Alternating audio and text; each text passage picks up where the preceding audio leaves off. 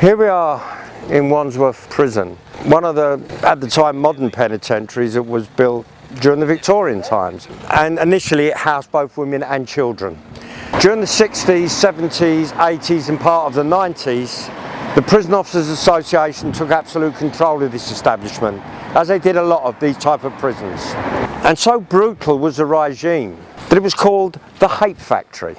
I was actually imprisoned here in Wandsworth in 1982, almost 40 years ago.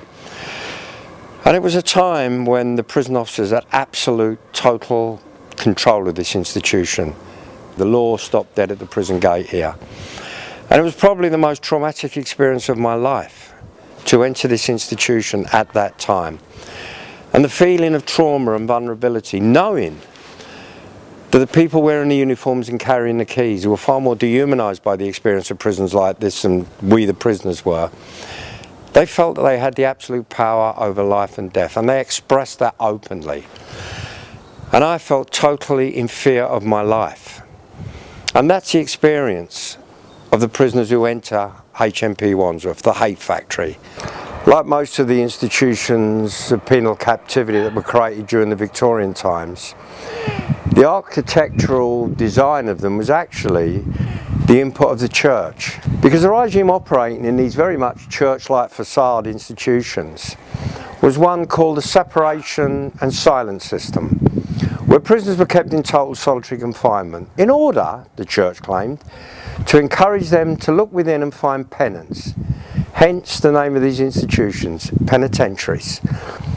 In fact, what it did was psychologically torture prisoners, and the rates of mental illness and suicide and self-harm in these places, both then and now, is enormous.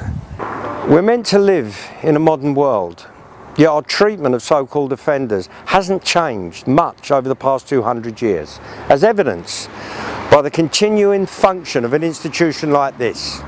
Because the people who actually suffer when people emerge further brutalised from these institutions is the actual community itself.